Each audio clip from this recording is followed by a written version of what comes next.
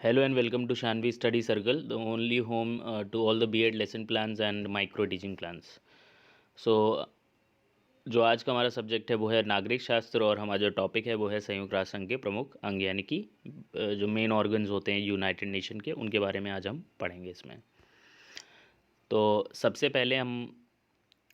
पहले जो ये हमारा मेन पेज है लेसन प्लान का, पाठ्य योजना का, और यहाँ पे हम सबसे पहले एंट्रीज फिल करते हैं, जैसे कि दिनांक, विषय, चक्र यानी कि पीरियड जो भी पहला दूसरा चल रहा होगा। फिर कक्षा, जिस भी कक्षा का टॉपिक हम पढ़ा रहे हैं वो यहाँ पे मेंशन करेंगे, प्रकरण इसको अंडरलाइन करेंगे, और अवधि।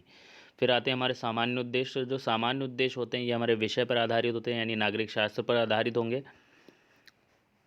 फिर हमारे आते हैं विशिष्ट उद्देश्य यानी कि स्पेशल ऑब्जेक्टिव्स।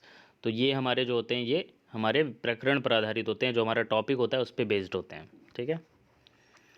फिर आती है सहायक सामग्री। सहायक सामग्री यानी कि जो भी चीज़ों का इस्तेमाल आप कर रहे हो पढ़ाते समय, जो भी आप टीचिंग एड्स, मॉडल्स जो भी यूज़ कर रहे हो, चार्ट्स जो भी यूज़ कर रहे हो, आप यहाँ पे मेंशन करेंगे।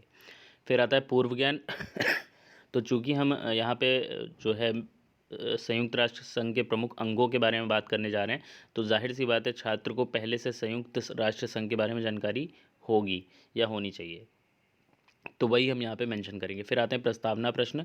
तो प्रस्तावना प्रश्न जो होते हैं ये हमारे पूर्व ज्ञान पर ही आधारित होते हैं, और जैसे कि आप यहाँ पे देख पा रहे होंगे, यहाँ पे 4 प्रस्तावना प्रश्न मेरे द्वारा बनाए गए हैं, और आखिरी जो प्रश्न होता है हमेशा वो हमारा समस्यात्मक होता है, वो हमारे टॉपिक पे होता है। ठीक है। फिर जो है उद्देश्य कथन किया जाता है, जो कि छात्र अध्यापक द्वारा किया जाएगा, यानी प्यूपिल टीचर के थ्रू किया जाएगा, कि छात्रों आज हम संयुक्त राष्ट्र संघ के प्रमुख अंगों के बारे में विस्तार से अध्ययन करेंगे।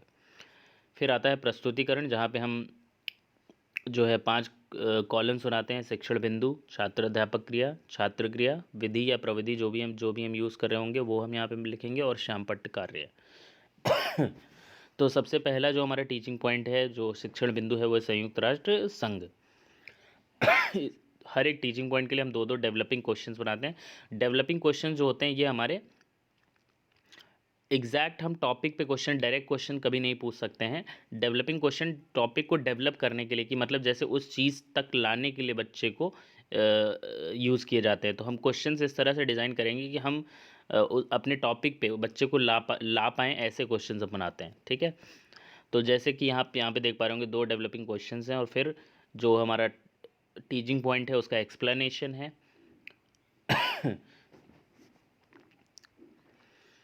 फिर हमारा दूसरा टीचिंग पॉइंट है संयुक्त राष्ट्र महासभा यानी कि जनरल असेंबली।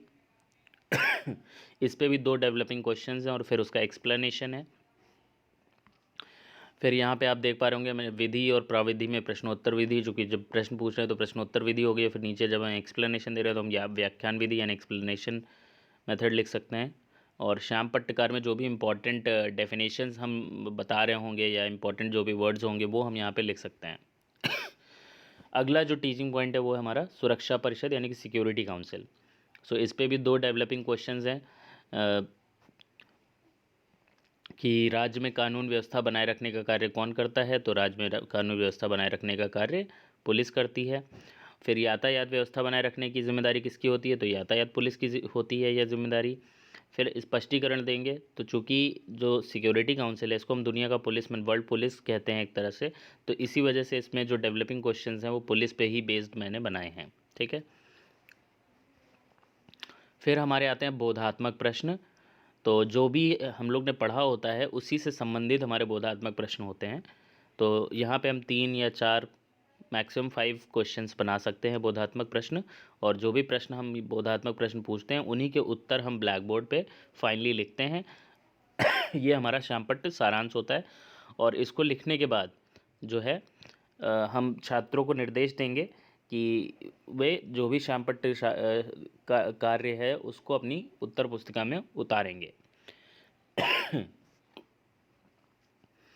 फिर आते हैं हमारे पुनरावृत्ति प्रश्न। सो पुनरावृत्ति प्रश्न